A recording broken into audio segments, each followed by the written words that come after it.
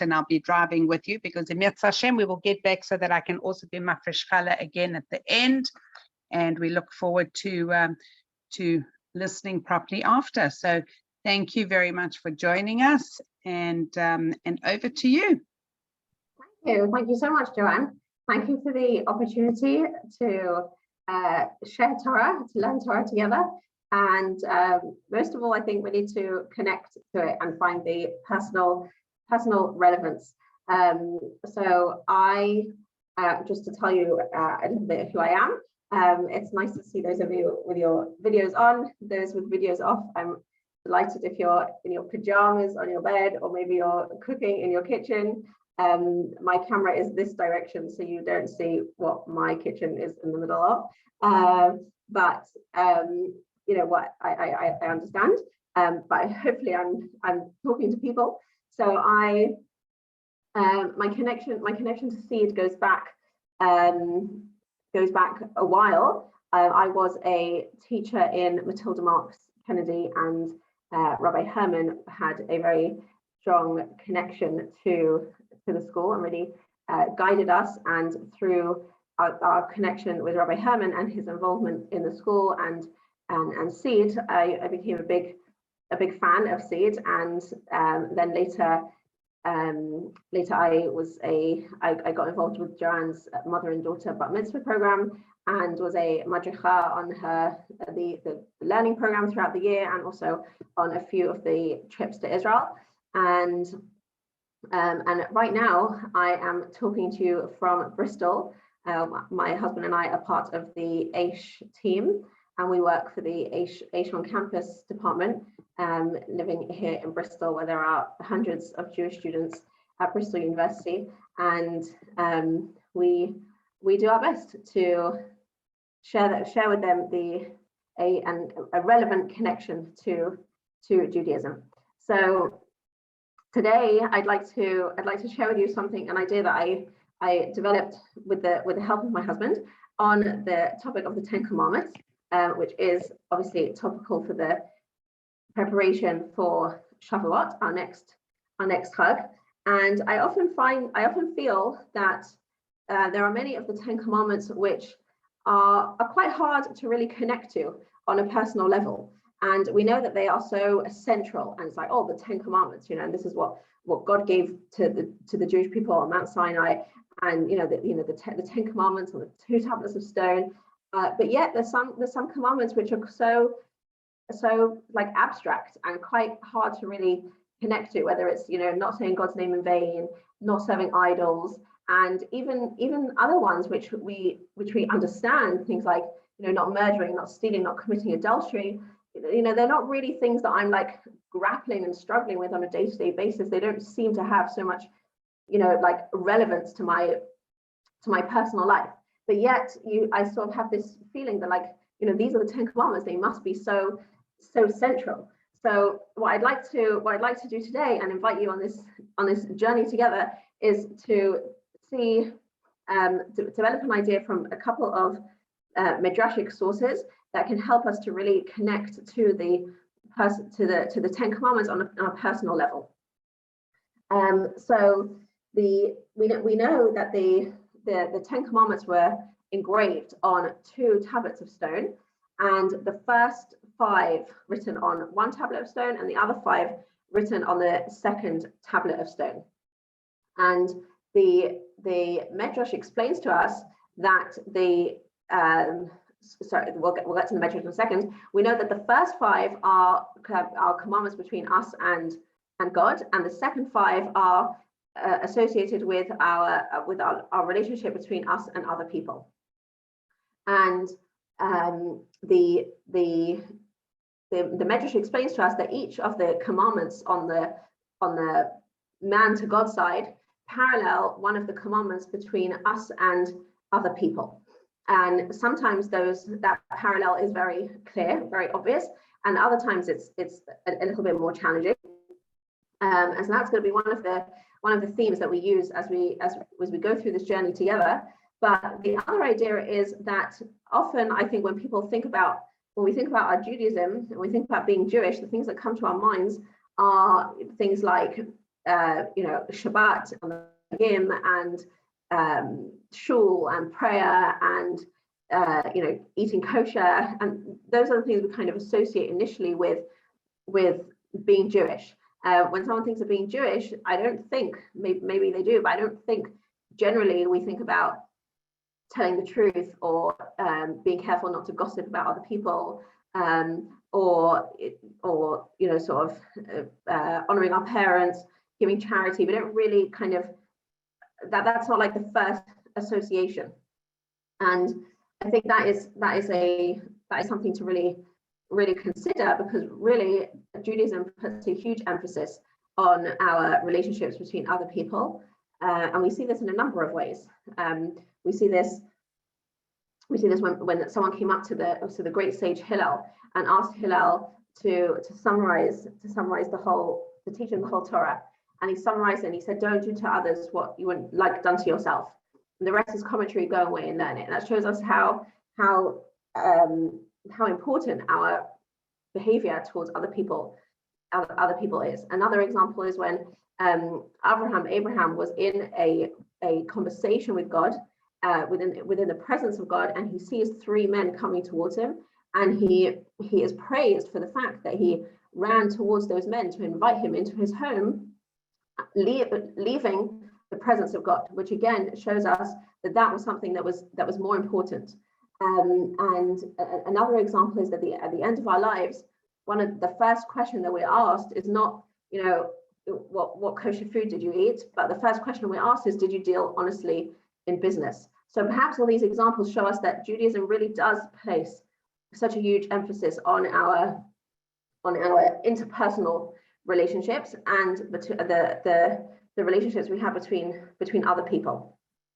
And there's another midrash which explains to us that when Moshe descended with these 2 tablets of stone, I should have had the kind of an image for us, but the midrash teaches us that there was one side of the tablets the Jewish people noticed first.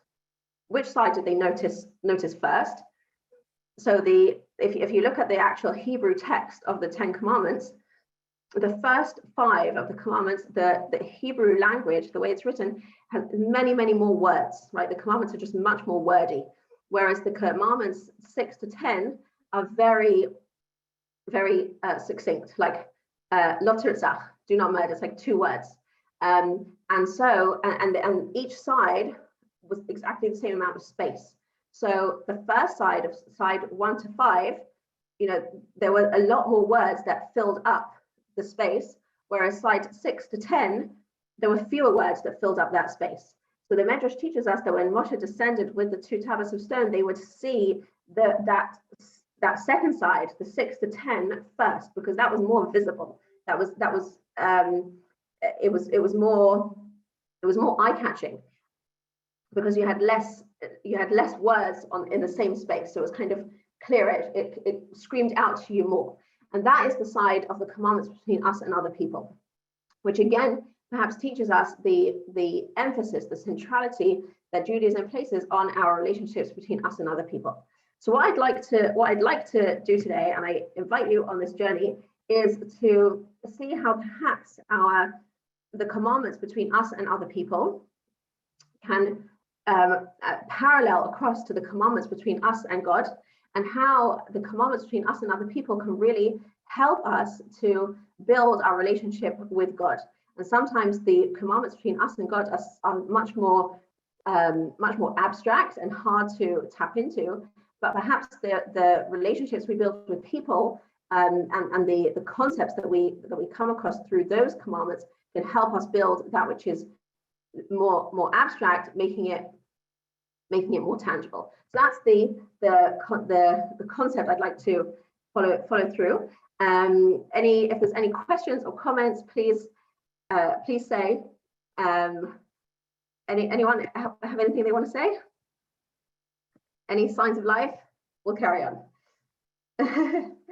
Okay, so let's look at our first commandment, which I should be looking at number 6, right? Because we're going to look at the 6 to 10 and see how those parallel to 1 to 5.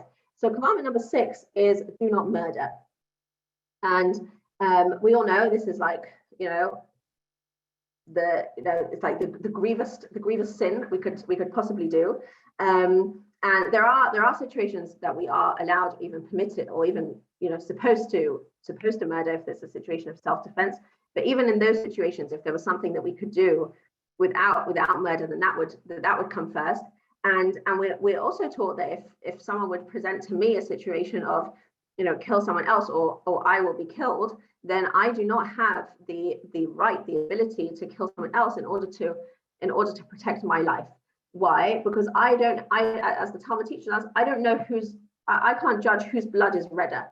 And it doesn't make any difference whether that person might be a criminal or if they're 90 years old. It doesn't matter, because I have no way to judge I have no way to judge like the value of their life and the circumstances that they are in their life.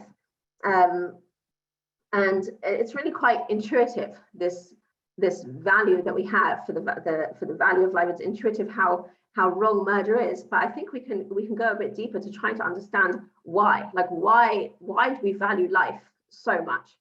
And I think what I connect to is that each of us are created with a body and a soul, and our souls are completely good, and our souls are a part of God Himself.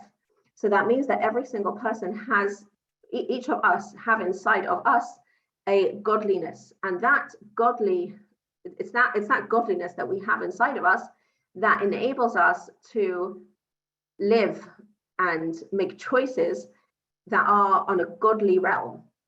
So when a person is able to have self-control, when they have a strong desire, when they're able to remain silent, when there is something they are desperate to blurt out, when they are able to go through life with such courage despite difficult circumstances, those are all, they might seem like small acts, but those acts are the acts in which a person is living in a godly way.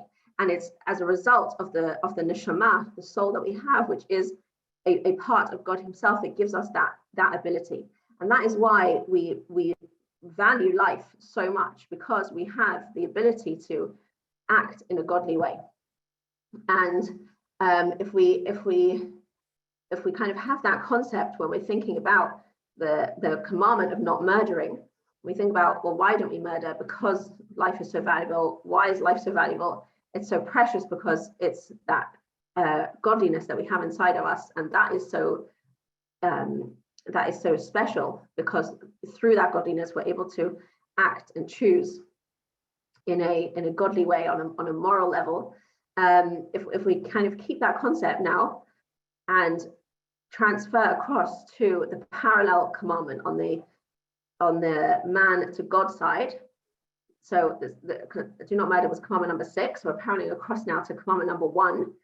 Commandment number 1 is to believe in one God, to believe in the God that took us out of Egypt. And there are different ways that people build their belief in God. One way in which people can do it, find very meaningful, is when you look at the wonders of the physical world, whether it's looking at the development of a pregnancy, whether it's looking at child development, whether it's like being in awe of the mountains around, in the Alps, or the beautiful landscape, or how certain animal kingdoms work, or any aspect of the human body, whether it's just like the human eye or the human ear, anything that you look at in specific detail, often that helps people to be sort of awestruck by the awesomeness of the physical world that we have around us, which leads them to build their belief in the creator of the physical world that we have around us. Another way in which people can build their belief in God is by focusing on the godliness inside each and every one of us. And when we see ourselves or people close to us or our friends or anybody behave in a godly way, that is a way in which we see God in the world. And that is a tool that we can use to help us build our belief in God, which can sometimes be something really challenging or difficult. But yet when we focus on this aspect of seeing the godliness inside each person and seeing the way in which people can make choices using that godliness, that can help us to build our belief in God. So that I hope that's I hope I gave that over clearly. So that's our first example of how we see the concept underlying the commandment of not murdering, and using that to help us tap into the parallel commandment on the man to God side of believing in God. So that's kind of the process that we're going to go through now with each of the commandments. So let's look now at commandment number 7. So commandment number 7 is do not commit adultery. And again, for a lot of people that can be quite distant, and like how do I relate to that? So the opposite of committing adultery is having a loyal marriage. So if we perhaps look at the concept of marriage in the Jewish concept of marriage, if we look at the way the Torah describes the first ever marriage, which was between Adam and Eve, it describes them as becoming one flesh. So which teaches us that the Torah's view of marriage is not of two halves coming together to become, it's not two people living alongside each other, living their own sort of parallel lives. It's actually two halves joining together to become one whole, to become a single entity. To really understand that, if I think about, I don't have to think about how committed I am to my own body. It seems silly to even use the word committed when I'm talking about my own body. So I would never dream of separating myself from my arms or legs or hands or even my toes, right? It's just like we wouldn't even consider that. So that's what we mean when we say that a married couple become one entity. There's kind of a total, like a complete and total commitment to one another. That the very word commitment even seems like not even relevant. It's like it's so obvious, like your commitment to your own body. And so committing adultery is to essentially deny that foundation of marriage, the complete and exclusive commitment to one another. So the ability to have like exclusive loyalty and commitment to another person. So let's keep that concept in our minds of complete loyalty to someone. And now let's go across to our second commandment, which is to not have other gods other than Hashem, which is perhaps one of the hardest commandments to really connect to, because today we don't have idolatry like there used to be in ancient times. In ancient times, idol worship was commonplace, and people served their idols as a way of ensuring their livelihood, their safety, and many other needs that they had. We don't have that nowadays, so it's really hard for us to just even understand idolatry, never mind like relate to it. But I think that if we do a little introspection, most of us would be and like kind of like honest with ourselves. There are a number of things or people that we put our trust in, who we mistakenly think or feel are in control of aspects of our lives.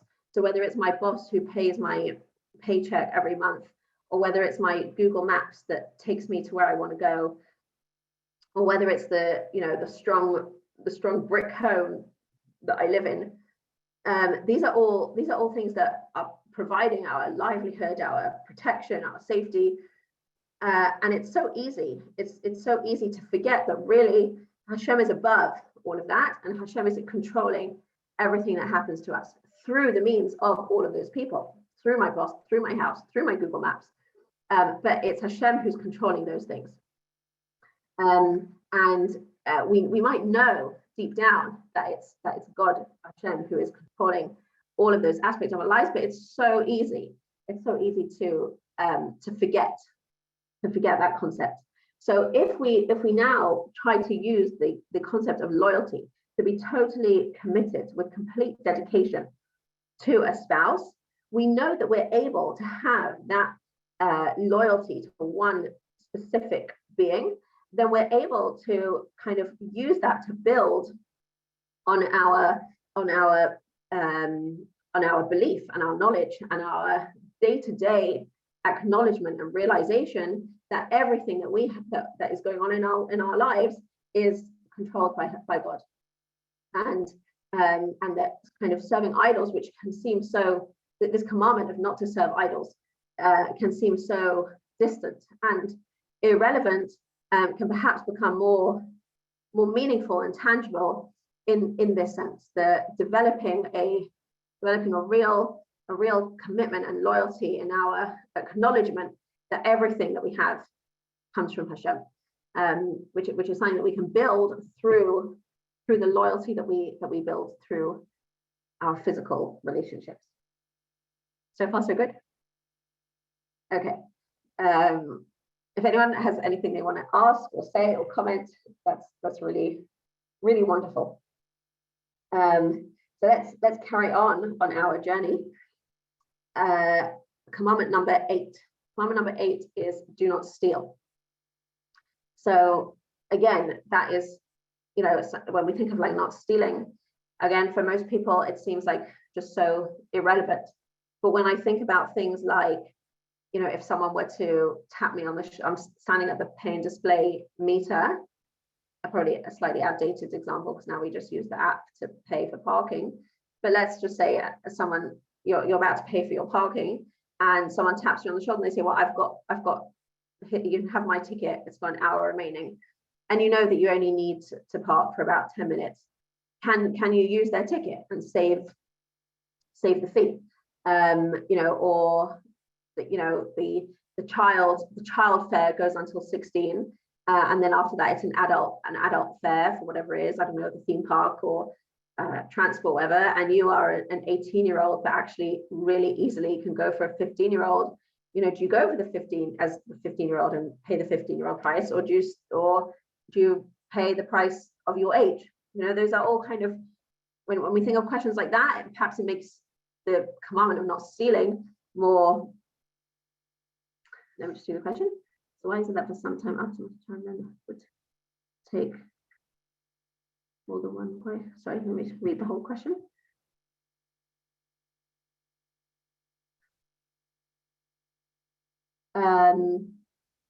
That's a good question. Sorry, so let me just share this with everyone. Just going back to the concept of the adultery and loyalty. Someone has asked here, so why is it that for some time after Matan Torah, okay. So why is it that for some time after Matan Torah, men would take more than one wife, e.g. Elkanah, Hannah, and Penina? Elkanah married Hannah and Penina. King Solomon had many wives.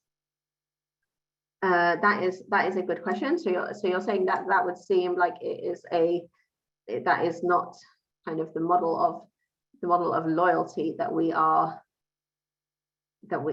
used to within a marriage. It's a good question. I will think about that. I'll think about that. I will ask, do some research, and I'll get your contact via Joanne. That's a good question. Thank you. Anyone have anything that they want to share or comment? Thank you. Thank you for that. Lovely question. Okay, so what was I? Let's go back to what we were saying. Yes, that when we think of things like paying for the parking or paying for the child fee when I'm really over the age of a child, it makes the concept of stealing actually somewhat more relevant. So what is the underlying concept behind not stealing? And I think that being careful not to steal is really being careful about boundaries, and what's mine is mine and what's yours is yours, and it's only with permission that we can have a transference between what's mine and what's yours. And having really clear boundaries and being careful to not blur those boundaries is, I think, the underlying concept of the mitzvah of not stealing. And it's when we adopt mindsets like, oh, they won't mind, if I just do this, or I wouldn't mind if someone borrowed my thing, so it's okay for me to use theirs without asking. When we have mindsets like that, then we are blurring we're blurring the clear boundaries. So I think that the mitzvah of not stealing, being careful to not steal, really teaches us the importance, the value of having clear boundaries and not blurring them. So keep that in our minds. And we shift over the third commandment. So this is going back now to the man to God side, is the commandment of not to say God's name in vain, which I always found like I didn't even know what that meant. Like what is that? What does that mean? And it wasn't until I really learned this that I actually understood more what this meant. And the Talmud gives an example to teach us what this means. And the example the Talmud gives is of a person who swears in the name of God that something is true that is just so obvious to everyone that thing is true. So for example, if someone were to hold up a wooden spoon and to make an oath in the name of God that this is made of wood, that is an example of saying God's name and taking God's name in vain, because we are associating God's name with something that is just totally like obvious and known to everyone. So what's so terrible about that? Like what's the big deal? And I think what the kind of the value that this mitzvah is teaching us is that by using God's name for something so like trivial and unimportant, we're making it seem that like we can use God's name for something that can be taken lightly and something that just can be blurted out whenever we please. And blurring that doing that is blurring the boundary between something important, something sacred, and something trivial. Which is, if you remember what we said, was the concept underlying the concept of stealing, which was having very clear boundaries and being careful not to blur them. And here, this idea of not saying God's name in vain is not to take something trivial and kind of like basic and combining it with something so special and so sacred. And why? But we have to ask ourselves, like, so why is that? Okay, we understand that, so maybe it's just disrespectful. But I think it's even more than just a disrespect to something that is more valuable and sacred. And we're busy preparing for Shabbat and like a 3-day Chag. I think our country is preparing for the Queen's Jubilee. So we just take an example of the Queen. If I'm standing in a row waiting as one of the people to greet the Queen, and the Queen is sort of slowly making her way along the row of people, and she's greeting them and they're greeting her back, etc. I've never been in this situation, but I'm just imagining what it must be like. If I were to just shout out of turn like, "Hey Lizzie," that I don't even have the words to really express why that would be just so out of place. Someone could say it's rude, it's disrespectful. It's just it's so out of place. It has no, you can't even imagine that like existing. Whereas if I wait my turn, and when it's she's opposite me, and Your Royal Highness, or Your Majesty, Queen Elizabeth, then not only is it a matter of respect, but it's also helping me to view my position relative to her, and I'm not blurring my status compared to her status. And so I think this idea of not saying God's name in vain is not just there to help us to be respectful to God, but it's also to generate inside of us the kind of our relative position to God, and it helps us feel this kind of awesomeness of God in relative to myself, and that helps me to be able to fulfill my role within that relationship, right? So if I go back to a physical relationship with a person, right? Let's say, for example, well, we all know in all relationships when we establish like clear boundaries, then we allow those relationships to flourish. So whether it's, that can be really close, whether it's like a spouse or family, children, friends, and then when we go to colleagues, right, neighbors, etc. When we have clear boundaries, then those relationships are able to be healthy and functional. And within a relationship of boundaries, then each person can thrive because they know their position, they know what they stand. So if I know my relation in relative to my position, relative to my boss, then he'll be able to help me to do the best job that I can, and I'll be able to take instruction from him. But if I were to overstep my position and do something to undermine his authority, then the relationship would break down and it wouldn't be productive. So having clear boundaries in our relationships with people really helps us to develop a sensitivity towards our our position relative to them. And the same is true for our relationship, and that helps us to build in our relationship with Hashem. And that, I think, is what we can really connect to when we're talking about the commandment of not saying God's name in vain. That it's teaching us very, very clear boundaries, not blurring them, not just to teach us respect, but also when I know my position, then I'm able to perform in my relationship with God. So that's can be quite abstract, but I hope that makes that a little bit more tangible.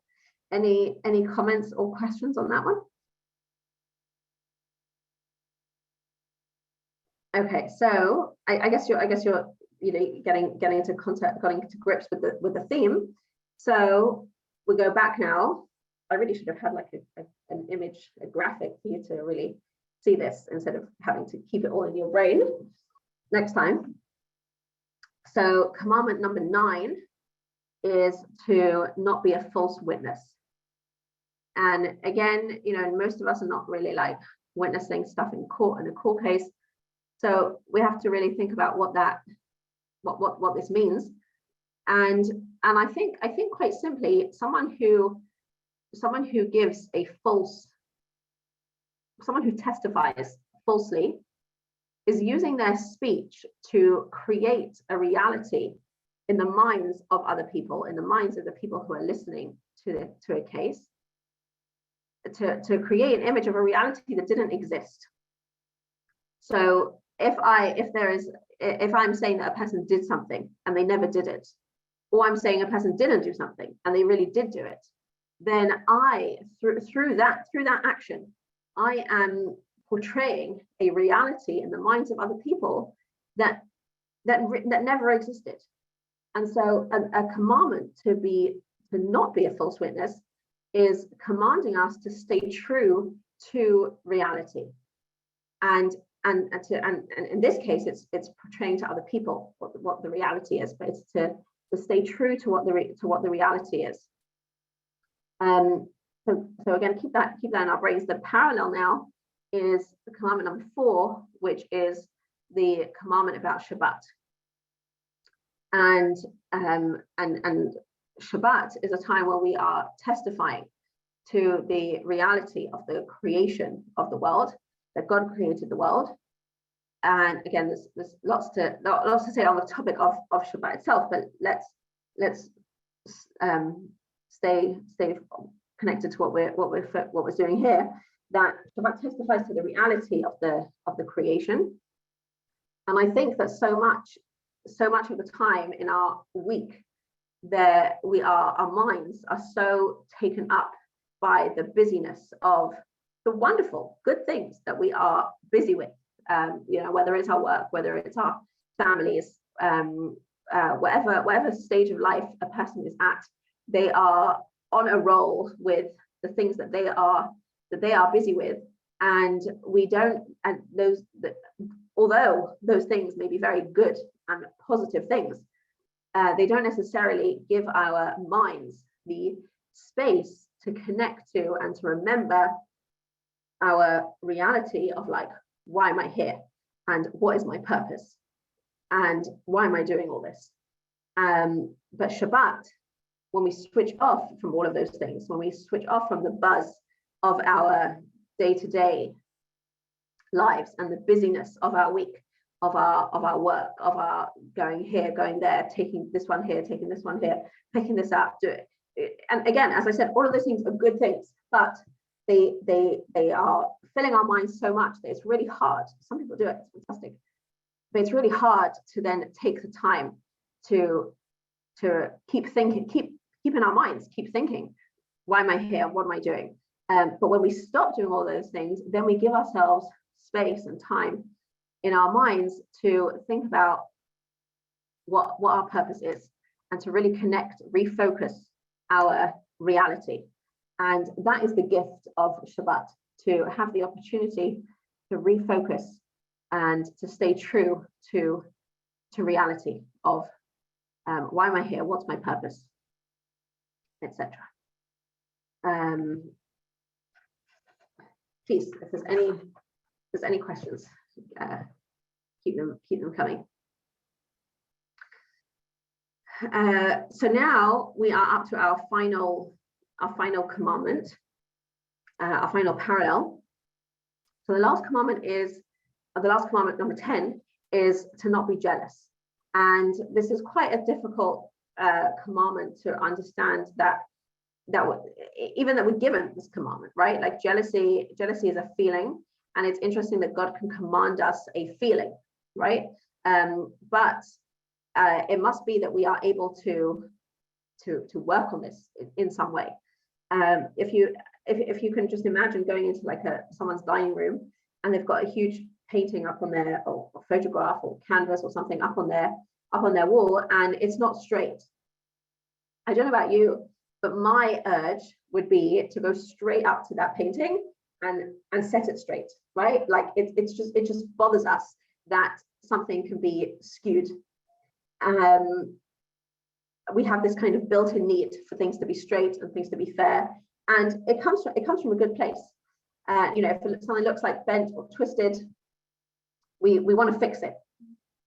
But the problem lies when something looks bent, something looks skewed, but actually it's straight, and it's ourselves that are wonky, right? We're the ones with the skewed perspective.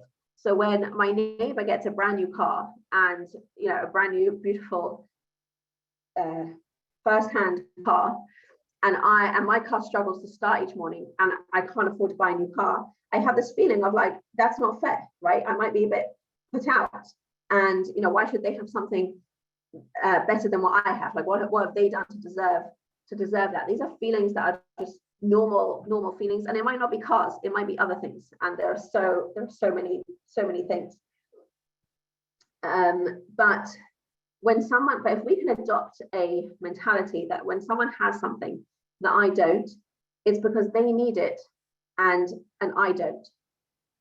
When I was a teacher in primary school, I used to give an example of different professions, like a bus driver, has to have a license to be able to drive a bus, and actually goes to work in a bus.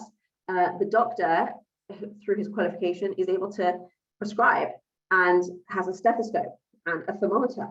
But the builder would have a hammer and nails. And if the builder went to work with a stethoscope, he wouldn't be able to do his job.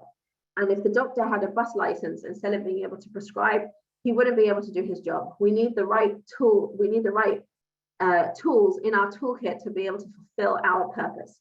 So if I have the mindset that what I have is what I need, and what I need is what I have, then we are able to reach a point where we are not jealous of the things that other people have, but I recognize that I don't need those things to fulfill my purpose and to fulfill my role. And each of us are born with a unique purpose and a unique set of tools and skills that we need to be able to fulfill that purpose. And that is how we're able to be commanded to not be jealous, because we are able to work, we're able to adopt this mindset, and we're able to try that. We just have to try to then develop that mindset which helps us to not be jealous. If someone doesn't have, if someone has something that I don't, it's because I don't need it. I don't need it for my mission. That's, I think, the depth underlying the mitzvah of not being jealous. So now, if we go across to the commandment of honoring our parents, which, for different people at different stages of their lives, it can present different challenges, different age groups and stages, and it's like, the most beautiful mitzvah. It's also can be a really challenging commandment. But I think that and for some people it can be a difficult one to really kind of do well with joy. But if we kind of adopt the same mindset that our parents have provided us with all of the things in our lives through no choice of our own. So I was born into the family that I was born into, the parents who are my parents, the position in the family, the location where I was born, the resources that my parents have, the community that I was born into, the home where I lived, all of those things have had a huge impact on a person's life. But we didn't choose any of those things. They were given to us because God knew that that's what I need to fulfill my role. That's what I need to in my toolkit. And having that mindset that we can develop to help us to not be jealous of that what I have is what I need, can really help us in the commandment of honoring our parents, respecting our parents, is that what I have is what I need. What they have given me, what I have in my life, my genetic makeup, the way I look, the things I've been given, the opportunities that I had, the things they provided me with, the place where all of those things are part of they're part of my package. They're part of what I need to fulfill my mission. And that is something that Hashem gave to me. And I think that can help us in the commandment of honoring our parents. And obviously there's always that question with the commandment of honoring our parents, that it's not necessarily one of between us and God, right? That's a commandment between us and the people. And one of the answers given to that is that through honoring and respecting our parents, we are able to honor and respect God. And that's very much the theme that we have developed throughout this whole journey, that through our relationships between other people, through we can summarize quickly the things that we've done through recognizing the godliness inside each person, through the ability to express loyalty to one being, through having clear boundaries in our relationships, and through being able to stay true to reality, and to adopting a mindset of what I need is what I have. Then when we practice all of those things through our relationships with other people, it really helps us to build our relationship with God, which is sometimes so much more abstract and harder to tap into. But perhaps this model can help that which is more abstract become more tangible and more real, and offer a little more of a personal connection to some of these commandments, which on their own may seem quite hard to connect to. So I hope that you enjoyed that. Are there any questions? I'm gonna just quickly say, I've been listening to you on my phone. You've just been with me from the Seed event and then driving all the way back to Golders Green to make sure that we get you to be Mafresh Chala. I'm not things at once. But honestly, I for my personally, I can tell you that you took a lot of concepts and put it into something really real, and have just brought a lot of things which sometimes seem a little bit less attainable, and you've made it just real and easier to to grasp and to actually utilize. So I mean, I hope that everybody feels that way, and I certainly do. So thank you. Thank you. Thank you so much. I hope that you've enjoyed it. I hope you've been able to get on with lots of things while you're listening. Well, we hope that as well. So we hope that everybody managed. And I don't know if there are any questions or anything before we mafresh challah, but I'm going to thank Miriam and Dalia, because I know that you, and I know I've seen Ruthie come back on, but I know that Dalia and Miriam for just being there, and you've got Laurie there as well. I know how it is, and you feel like, am I talking to people or just the screen? But usually afterwards I found out that yes, you actually are talking to real people as well. So, which is really wonderful. And thank you. It's a real pleasure to have you.